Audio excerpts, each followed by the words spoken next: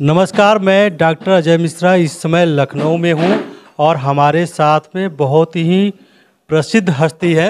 किसी परिचय के मोहताज नहीं है, लेकिन फिर भी मैं परिचय करा दूँ। Cabinet minister doctor Sanjay Nishad साहब हैं। सर, आपका स्वागत और अभिनंदन है हमारे न्यूज़ चैनल पे। बधाई आपके चैनल की टीम को और आपके श्रोताओं को। सर, जब से भारतीय जनता पार्टी की सेकंड कार्यकाल की सरकार बनी है, एक महत्वपूर्ण पोर्टफोलियो मत्स्य विभाग आप लेकर चल रहे हैं।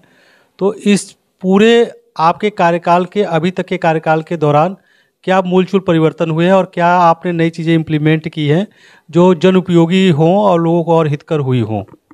देखिए, महत्वपूर्ण विभाग तो नहीं था, लेकिन अब महत्वपूर्ण हुआ है। इसको महत्वपूर्ण बनाया गया है। इसे उपेक्षित विभाग समझते थे, इसके अधिकारी नाम लेना नहीं समझते थे, कि कहते नहीं थे कि हम मत्स्य विभाग के अधिकारी हैं। लेकिन जब से प्रधानमंत्री मोदी जी को धन्यवाद दूंगा कि अमित शाह जी को धन्यवाद दूंगा कि उन्होंने मत्स्य मंत्रालय को अलग कृषि मंत्रालय से अलग किया।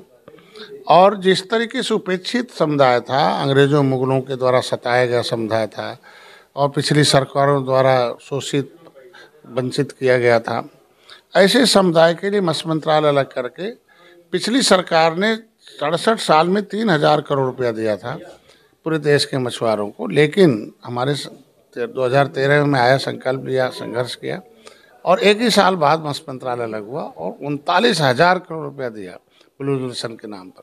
और 26,000 करोड़ रुपया तो अनुदान का दिया, बाकी इंफ्रास्ट्रक्चर के लिए दिया। अभी देखो 2,500 और करोड़ रुपया दिया है। बताओ, अभी 2,500 करोड़ दिया और 67 साल में 3,000 करोड़ रुपया।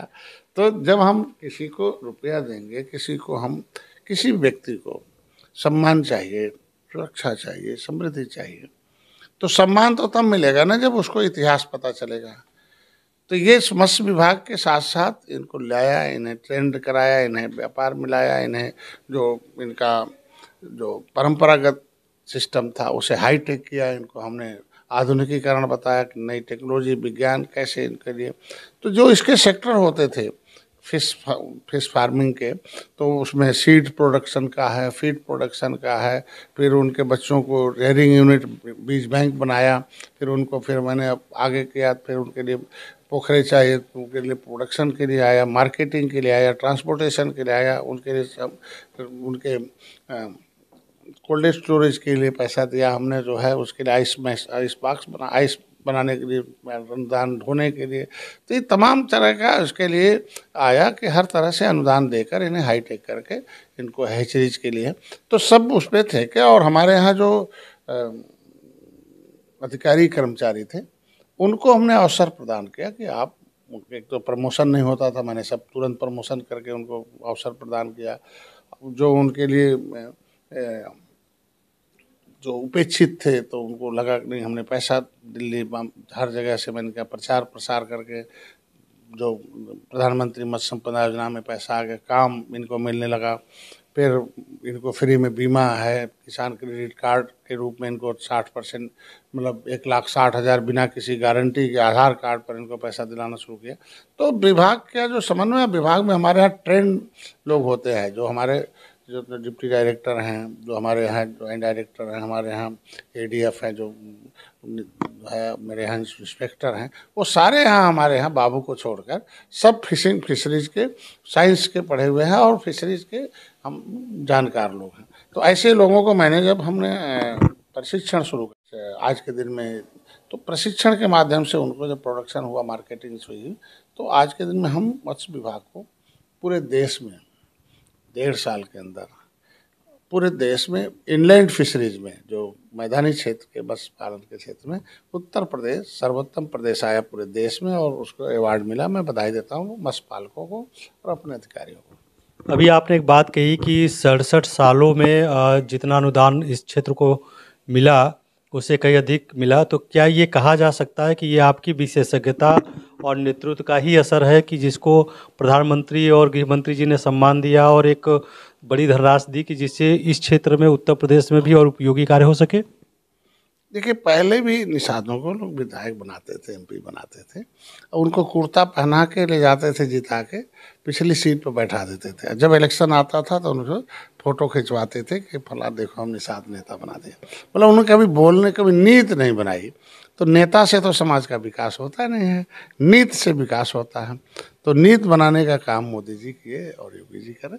तो उस नीति से विकास होने की वजह से आज के दिन में हम कुछ नहीं किए कि नेता नहीं, नीति बनाओ। और नीति बनाने में पहली बार ही हमने चुनाव लड़ा, एक विधायक बनाया। नीति तो पार्टी जाएगी तब बनेगा, झंडा रहेगा, टोपी रहेगा, नारा रहेगा, सेना रहेगी, जनता रहेगी। और जिसके लिए हम नीति बनवा रहे हैं वो हमारे साथ रहेगी। भाई हम जिसके लिए दवाई बन रही है, रोगी जाने तब तो दवाई की कीमत, डॉक्टर की कीमत है। तो जिसके लिए हम संघर्ष कर रहे हैं वो तो जाने, तो जिसके लिए हम लड़ाई लड़ रहे हैं वो जाने। तो मैं नीचे जो मछुआरों को जगाया, मैं खुद 24 घंटे हर प्रदेश में, हर जिले में हम प्रवास करते रहते हैं और प्रदेशों का दौरा किया। हमने विभाग से भी कुछ जाना, सेल बस बनाया, हमने जो है इनके लिए टीम बनाई, फिर जांच किया कि फिर डिफाल्टर को भगाओ जो सही में ज़रूरतमंद हों। नहीं, ज़रूरतमंद हों उनको तो पहली बार में 15,000 लोग, 85,000 लोगों ने आवेदन किया। 15,000 लोगों को सेलेक्ट करके 14,500 निषादों को मैंने लाभान्वित किया। फिर अभी 25,000 लोग आवेदन किए, फिर अभी लाभान्वित हो रहे हैं। तो आज पहली बार है कि जो ज़रूरतमंद लोग हैं, एक निषाद को, किसी को 2 करोड़ की मिल है, 1,25,00,000, एक लोग को 1,20,00,000 उसे अनुदान मिल रहा है, 1 करोड़ की मिल है, 60 लाख अनुदान मिल, फिर कोई 50 लाख का आ रहा है, 30 लाख का अनुदान है, 25 लाख में 15 लाख का अनुदान है। ये लखपति करोड़पति हो गए निषाद के अनुदान सहायता देके, वो काम कर रहे हैं तो मनोबल बढ़ रहा है, नहीं डॉक्टर साहब के साथ रहे। तो आज के दिन में इस अनुदान तो ज्ञानवान बनाया, फिर अनुदान लिया और धनवान बन रहे हैं। तो निश्चित रूप से यह हम लोगों के नेतृत्व का, हमारे पार्टी के कार्यकर्ताओं के संघर्ष का और मोदी जी के कुशल नेतृत्व, उनकी जो सोच है मछुआरों को। अब सोच सकते हैं कि एक साइकिल पर चलने वाला, बेचने वाले मछुआरों की भी चिंता किया माननीय मोदी जी ने, और 10,000 रुपये की साइकिल क्या उसका है, और महिला अगर है तो 6,000, पुरुष है तो 4,000, उसको अनुदान देकर हम उसको आइस बॉक्स, मोटरसाइकिल के माध्यम से। बैकयार्ड है कि 50,000 का एक प्रोजेक्ट है, 30,000 रुपये उसको अनुदान दे रहे हैं। वो दरवाजे पर ही कुछ नहीं करे, एक टीना है 18 फुट का, ले ले और उसको घेर ले और नेट बोल्ट से कस दे, गोल हो जाए, और एक उसमें एक पॉलीपैक आता है वो डाल दे, 10 साल का वो करनी है, और एक मोटर लगा दे छोटा सा, और एरेटर लगा दे, बीज डाल दे छोटा सा। अब 10 पैसे बीज डाले और 3 ही महीने बाद हम खुद खरीद ले रहे हैं 3 रुपये का। हैं तो ये बताइए 10 पैसे 3 रुपये कहाँ सोचा है? बैंक में डालेंगे 10,000 रुपया, 10 साल में 20,000 होगा, और हमारे यहाँ पानी में डाल दीजिए तो 1.5 साल में दुगना हो जाएगा। तो हमने तो बताया भाई, धन की देवी लक्ष्मी पानी पर, धन की देवी लक्ष्मी कमल पर खड़ी होती, पानी में इसका मतलब असली धन तो पानी में। आइए आप लोग पानी में काम करिए। तो लोग पानी में उतरना नहीं स्वीकारे। मछली तो केवटा, मल्लावा, बिंदवा, कश्यप, कहरा, धीवरा, करोड़, प्रथमा, ऐसे इनको नीच जात समझते थे। लेकिन जैसे निषाद राज के किले पर ले जाकर इनको जय निषाद राज का नाम लगाया, राम को पार उतारने लगाया, तो मनोबल बढ़ा कि नहीं, हम लोग पहले देने वाले थे, लोगों को सुरक्षा देते थे, लोगों को न्याय देते थे, लोगों को हम लोगों को सम्मान देते थे, लोगों को रोज भोजन पानी रोटी कपड़ा और मकान देते थे। हम देने वाले थे तो मांगने वाले हो गए। चलो बड़े बड़े काम किए जाए, फैक्ट्री लगाई जाए, बड़ा पोखरा किया जाए, बड़ा व्यापार किया जाए, ट्रक लिया जाए, उसमें मछली पाला जाए, तो फिश मिल लगाई जाए। तो हमारे लोग काम करने के लिए आगे आए, उन्होंने, मोदी जी ने अनुदान दिया, योगी जी ने, तो आज वो काम कर रहे हैं। इसलिए इस कार्यकर्ताओं को धन्यवाद दूंगा कि उन्होंने हमारी बात को स्वीकार किया और डंडा, झंडा, टोपी, नारा लगाया और मोदी तक अपनी आवाज़ पहुंचाई। तो पहली बार है कि देश के प्रधानमंत्री, अब जिस नेता के ऊपर प्रधानमंत्री का हाथ हो, तो इसका मतलब मेरे समाज पर मोदी का हाथ हो गया, तो ये अधिकारी भी डरने लगे कि नहीं भाई, भाई डरेंगे क्यों नहीं। अब मुख्यमंत्री रोज हमारे साथ बैठेंगे, प्रधानमंत्री रहेंगे, कोई किस अधिकारी की हिम्मत है जो काम नहीं करेगा। तो समय सीमा के अंदर काम होने लगा। जो 10-10 बजे 11 बजे रात तक काम करते हैं हमारे अफसर, हम दौड़ना शुरू किए, पकड़ना शुरू किए। तो जो निष्क्रिय थे, उदासीन थे, वो भी सक्रिय हो गए, एकदम उनको देख काम करके। तो अब जो विभाग 10-10 बजे रात तक काम करेगा तो निश्चित रूप से उस विभाग में अच्छी सफलता आएगी। तो अभी मैं तो तैयारी कर रहा हूँ कि जो अच्छे मत्स्यपालक हैं, जो उत्कृष्ट मत्स्यपालक हैं, उन्हें अवार्ड देंगे हम, और जो अच्छे कर्मचारी हैं जिनका रिजल्ट अच्छा है उन्हें हम आउट ऑफ कुछ न कुछ अवार्ड देंगे। तो ये हमने, एक तो मैंने सबको प्रमोशन शुरू कर दिया, क्योंकि प्रमोशन से बड़ा मनोबल बढ़ता है। तो इसके प्रमोशन जब कर दिया तो उनको लगा कि नहीं अरे यार भैया। और मैंने मीटिंग की अधिकारियों की कि हम नेताओं के नेता नहीं हैं, जनता के, हम अपने अधिकारी कर्मचारियों को भी नेता, और किसी को कोई कष्ट नहीं होना चाहिए, समय से काम करो, जनता के पैसे। और मैंने फेडरेशन में जो समितियाँ थी उनकी बैठक किया, ठेकेदारों की बैठक किया, उनके हिसाब से नीति बनाई, जो है जल नीति बन गई। आज के दिन में मछुआ कल्याण कोष की नीति बना दी कि मछुआरों को भाई फ्री का बीमा है। अब के दिन में कहीं मर गया तो 5 लाख का है, दैविक आपदा के लिए है, पढ़ाई लिखाई के लिए है। आयुष्मान भारत कार्ड नहीं है तो भी 5 लाख का इलाज हो जाएगा। आज के दिन में मकान नहीं, मकान बनने जा रहा है, उसके लिए मैरिज हॉल के लिए पैसा दे, तो ये सारा नीति बन गई है। अभी परसों 9 तारीख को शासनादेश जारी हो गया है और 9 तारीख हमारी ज़िंदगी का सबसे खुशहाल दिन था कि जिसके लिए हम संघर्ष कर रहे थे, जिसको वादा करते थे हम तुम्हारी सुरक्षा देंगे, तुम्हारे पढ़ाई का पैसा देंगे, तुम्हारी इलाज करा देंगे, तुम्हारा मकान देंगे। तो कांसी राम आए, कांसी राम आवास दिया था, प्रधानमंत्री आवास आया तो एक निषाद राज आवास भी हम देने लायक बन गए। कम से कम हर साल 3000 आवास, पहले ही आवास 15 करोड़ रुपया, मैंने कहा नहीं 25 करोड़ 15 करोड़ गरीब को दे दो, आवास बनाओ पहले। फिर उसको 4.5 करोड़ उनके इलाज के लिए करा दिया। उसके लिए महिलाओं के सशक्तिकरण के लिए सबसे पहले 4.5 करोड़ का वो प्रोजेक्ट है कि जलाशय में जलाशय अभी ललितपुर में है और ललितपुर में और जो है सोनभद्र में बड़े बड़े डैम है। बहुत मूलचूल परिवर्तन आपने किए जो आपके शब्दों और विचार से सामने दिख भी रहा है और हम महसूस भी कर रहे हैं। ये कितना चुनौतीपूर्ण रहा? चुनौतीपूर्ण इसलिए क्योंकि ट्रेडिशनल तरीके से इस विभाग पे, जैसा आपने भी कहा कि इतनी मेहनत किसी ने नहीं की और एक अलग से विभाग बनाया गया और आपके लिए दिन रात, आपने कहा मैं दर्ज रात भी जाकर के चीज़ों को देखा है, चीज़ों को समझा, तो आपके लिए कितना चुनौतीपूर्ण रहा इस विभाग को एक सही ढर्रे पे लाने में? देखिए, ये दर्द बोलता आदमी का ना, जैसे हम डॉक्टर हैं तो 2 बजे रात को जब सोए रहते थे तो रोगी आ गया चिल्लाते हुए, तो जैसे नींद सब भाग जाती थी, रोगी का दर्द हम लोगों के दिमाग में आता। तो दर्द किस लिए दर्द है, कारण क्या है, उसे दूर करो, दर्द दूर हो जाए। तो घर भर भले लोग कहते थे अरे यार रात को नींद खराब कर रहे हैं, इनका ऐसा पैसा हो गया, लेकिन हमारा जो कर्तव्य है, हमारा जो धर्म था उसके अनुसार से नींद खत्म हो गई और 12 बजे रात को दर्द कर, तो दर्द बोलता रहा कि हमें काम करना चाहिए। तो इन गरीबों का दर्द हमें सोने नहीं देता है, वो आवाज़ हम गरीबों का, तो दर्द उनकी गरीबी का है, उनकी लाचारी का, उनका शिक्षा का है, वो हमें प्रेरित करता बार बार कि हमें दौड़ना चाहिए, काम करना चाहिए। तो उस दर्द की आवाज़ को मैंने मोदी तक पहुंचाया, उन्होंने सुना, उसके लिए नीति बनाई, पैसा दिया। भाई लोकतंत्र में तो बिना पैसे का, बिना नीति के, बिना सुरक्षा के, बिना सिस्टम के, बिना किसी पॉलिसी के तो आप कुछ नहीं दूर कर सकते हैं। बातों से तो नहीं हो सकता। तो ये बात से नहीं, पहले हमारे लोग नाव और चुनाव, बस 5 साल नाव चलाओ और 5 साल बाद चुनाव में वोट डाल दो। बस 15 दिन पौआ पीते थे, झुआ भर वोट पौआ पी के वोट डाल देता था, तो 5 साल पाँव में रहता था। लेकिन अब कहते नहीं, हमें पौआ नहीं चाहिए, हमें पावर चाहिए। पावर में आ गए, देखो नीति बननी शुरू हो गई। तो नीति जब बननी शुरू हो गई तो उन्होंने कहा यार नीति बनाने वाली पार्टी मोदी के साथ रहना चाहिए और माननीय योगी के साथ रहना चाहिए, डॉक्टर संजय। तो इसलिए मूल परिवर्तन करने में हमें सफलता मिली। भारतीय जनता पार्टी का एक अभिन्न और महत्वपूर्ण अंग आप बन चुके हैं और पूरे प्रदेश की जनता इस बात को देख रही है कि डॉक्टर साहब जिस तरीके से अपने फील्ड में मेहनत कर रहे हैं और किसी को भी, आम जनता को कोई भी समस्या होती है, आपके आने के लिए कोई प्रतिबंध नहीं है, वो आसानी से आपके पास आके मिल सकता है। भारतीय जनता पार्टी के मुखिया जो हैं नरेंद्र मोदी जी ने बोला है कि अब की बार 400 पार, उसमें आपकी क्या तैयारी है? आपने बताया ना कि लोकतंत्र में the real God is voter in the democracy. इस युग में असली भगवान वोटर, भाग्य विधाता है। अब भाग्य विधाता मेरा गांव में है, वो बटन दबाया है मंत्री, तो मंत्री हम थोड़ी, उनके तो संतरी हैं। असली में मंत्री बनाने का पावर जब उसके पास है तो ये आवाज़ तो आवाम का, उसका है, हमारा थोड़ी है। हम तो बैठ के उसके लिए कुछ कलम चला दें, उसके लिए कुछ करके नीति बना के ले जाएं। इसके जब हम उनके लिए नीति बनाएंगे तो भगवान राम ने कभी त्रेता में निषाद राज को गले लगाया था, दुख देने वाले रावण को खत्म करने के लिए। भगवान राम ने सुग्रीव को गले लगाया था, क्या बाली सताता है, सुग्रीव को गले लगाया, गरीब को, कमजोर को, सताए हुए लोग को गले लगाया। आज मोदी जी ने उसी तरीके से इस युग में डॉक्टर संजय, निषाद राज वंशज के बेटे डॉक्टर संजय को गले लगाया है मोदी जी ने। तो आज के दिन में हमारा समाज देखो कैसे अनुकूलित है आज के दिन में। और तो हम लोग भी कमज़ोरों को गले लगा रहे हैं, जब कमज़ोरों के लिए हम नीति बना रहे हैं। करीब कौन है निषाद हैं, नदियों ने उजाड़ा, मुगलों ने उजाड़ा, अंग्रेज़ों ने उजाड़ा, क्रिमिनल ट्राइब्स घोषित करके हमें उजाड़ दिया, देश आज़ाद हो गया। 516 दिन हम गुलाम रहे। Criminal tribes act inquiry committee अन्था समय 1949-50 कहती है निषादों की दशा तो SC/ST से भी खराब है, इनको 74 टाइप्स का प्रोवाइड करो व्यवस्था। तो सारे कूड़ेदान में डाल दिया उस व्यवस्था को इन लोगों ने।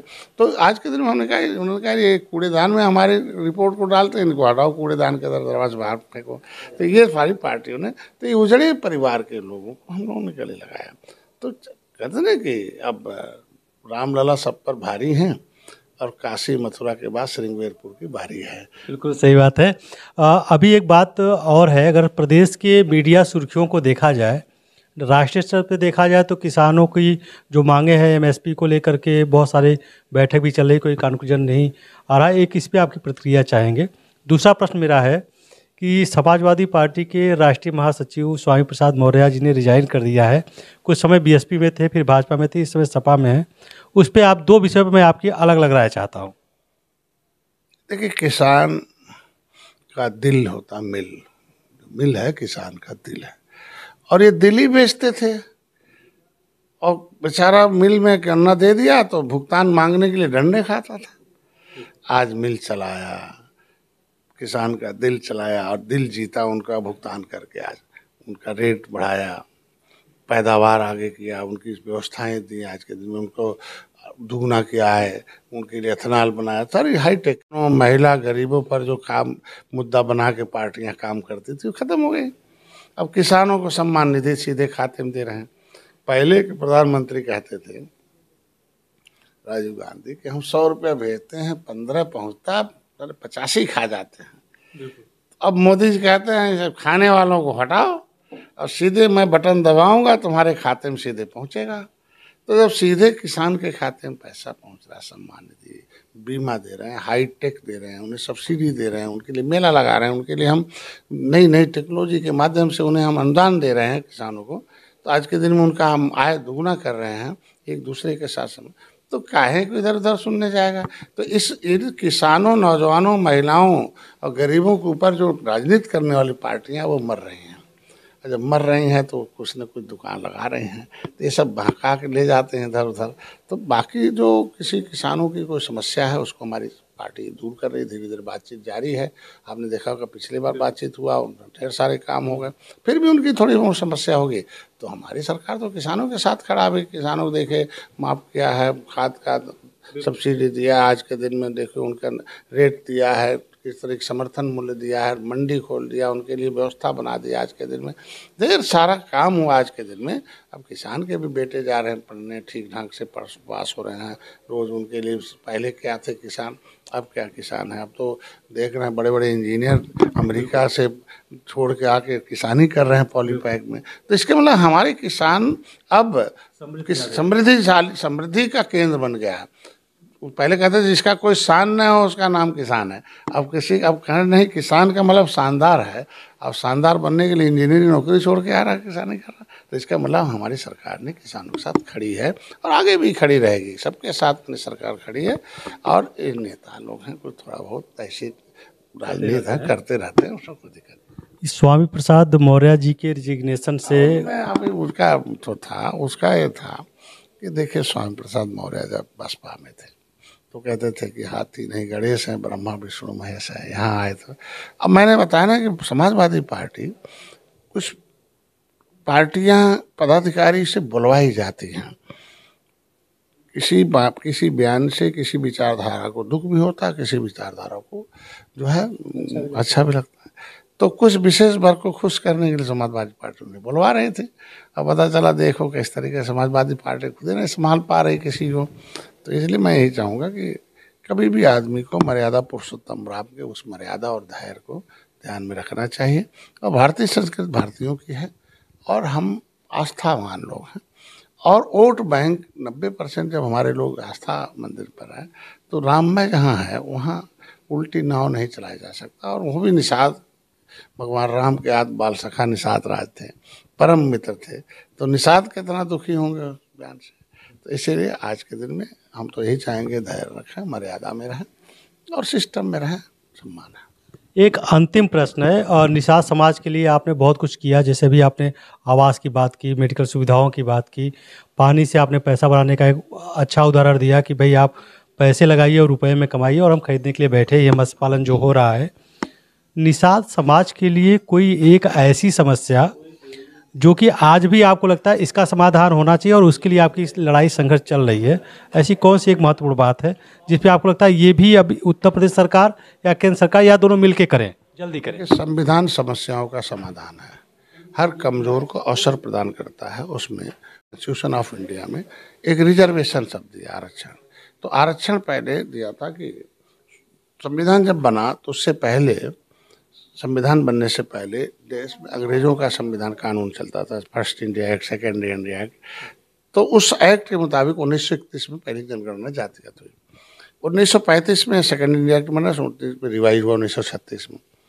तो जातिगत जनगणना के बाद एससी की लिस्ट बनी 1935 में, एससी की लिस्ट 36 में रिवाइज हुई। 1941 में फिर गिनती हुई एससी की, 1931-41। 1950 में देश आज़ाद हो गया। आज़ाद हुआ, संविधान बना। संविधान बनने से पहले सभी राज्य सरकारों से एक रिपोर्ट मांगा गया, एक नोटिफिकेशन मांगा गया कि सोशली, एजुकेशनली, इकोनॉमिकली जो बैकवर्डनेस है वो due to the cause of historical untouchability, कि किसके साथ ऐतिहासिक रूप से जो छूतपन का जो छुआछूत का व्यवहार होता है, ऐसे लोग कौन कौन से लोग हैं। उसमें लेदरमैन, वाशरमैन, फिशरमैन, इस तरीके से एकलव्य को शिक्षा नहीं मिली थी। तो उसमें लेदरमैन, वाशरमैन को तो मिल गया, अब फिशरमैन को फिसला दिया। इन बेईमान लोगों ने, बदमाश लोगों ने इनकी वोट की आबादी की फाइल ही गायब करा दी। फाइल का नंबर है 75/4/1950। उसमें सीधे लिखा हुआ कि कौन सी जातियाँ, किन उपजातियाँ। तो लेदरमैन की जातियाँ जितने जो है, उत्तरा, दक्षिणा, मोची, अहिरवार, गहरवार, उनको कोई टाइटल लिखा मिल जाता लेदरमैन। रजक, बरेठा, कनौजिया को हमारा नाम ओबीसी में डाल दिया। तो जब हमारी गिनती 1961 में केवट मल्ला मझवार थे, तो आज के दिन हमारा नाम ओबीसी में डाल, गलत है। और ओबीसी से राज्यपाल ने निकाल भी रखा है, तो हम तो लटकू राम बने हुए हैं, ये मछुआरे। तो आज मेरी खानदानी वो आरक्षण की जो फाइल है वो गायब करा दी पिछली सरकारों ने। तो आरक्षण की फाइल नहीं गायब कराया, बल्कि मछुआरों का भविष्य गायब कराया, उनकी खानदानी सुरक्षा गायब कराया। तो उसे फिर से वो आरक्षण इनका मिले, उसके लिए पिछली सरकार फाइल गायब कराती, तो मेरी सरकार पहल कर रही है। पहल करने में 18/1/2021 को मैंने 18/12/2021 को मैंने योगी जी को पत्र लिखा। उन्होंने 2 दिन बाद केंद्र को आरजीआई ने जो है लिख के दे दिया कि नहीं, केवट मल्ला मझवार में। जब मेरी गिनती 1960 में 70 लाख थी और इन लोगों ने मझवार की गिनती 7000 कर दी, हमारा ओबीसी में डाल दिया। ओबीसी में अब नाम निकला हुआ। तो इनके जो संवैधानिक आरक्षण है वो मिल जाए तो अवसर प्रदान करता आरक्षण, एक विशेषता अवसर है। और लोगों को अवसर मतलब सुरक्षा है, इनको शिक्षा में भी, नौकरी में भी ये अवसर मिलेगा। तो आज के दिन में इनका विकास थोड़ा और हो जाएगा। और सम्मान उन्होंने अंग्रेजों मुगलों को भगाने में, देश को आज़ाद कराने में, इनको तो नोटिफाइड ट्राइब्स में भी इनका आरक्षण है, यहाँ भी है, लेकिन दोनों नहीं मिल रहा था। अब मिलने के आसार है। तो माननीय योगी जी पहले भी इसकी आवाज़ उठाते रहे। पिछली सरकारों ने उत्तर प्रदेश में उलझा के रखा था, हमारा मामला परिभाषित करने का था, इन्होंने उसे शामिल करने का बना दिया, उलझा दिया। तो जिस तरीके से उत्तराखंड में शिल्पकार जाति नहीं जातियों का समूह है, उसी तरीके से उत्तर प्रदेश में एक शासनादेश जारी हो जाए कि मझवार जाति नहीं जातियों का समूह है और केवट मल्ला उसी उपजाति हैं, पर्यायवाची जाति, उन्हें मिला जाए। संविधान में भारत के नोटिफिकेशन आरजीआई के मुताबिक जो उनका उचित जहाँ है आरक्षण, तो पिछड़ी में नहीं, अनुसूचित में है, तो अनुसूचित का आरक्षण संविधान में मिला हुआ हक उन्हें दे दिया जाए, ये इससे उनका विकास हो जाए। धन्यवाद सर। सरल, सौम्य और प्रभावशाली नेतृत्वकर्ता अगर कोई होता है तो संभवतः इसी तरीके के होते हैं, जो अपने समुदाय की एक छोटी बड़ी हर पहलुओं पे विशेष ध्यान देते हैं और निरंतर कार्य करके उसका समाधान निकालते हैं। बड़ी बड़ी बातें उन्होंने कही और किया भी, और आरक्षण की बात करें संभवतः ये भी जल्दी पूरा होगा। फिलहाल अभी के लिए इतना ही। मैं अजय मिश्रा अपने साथी निशांत सिंह के साथ हिंदी संवाद न्यूज़ के लिए।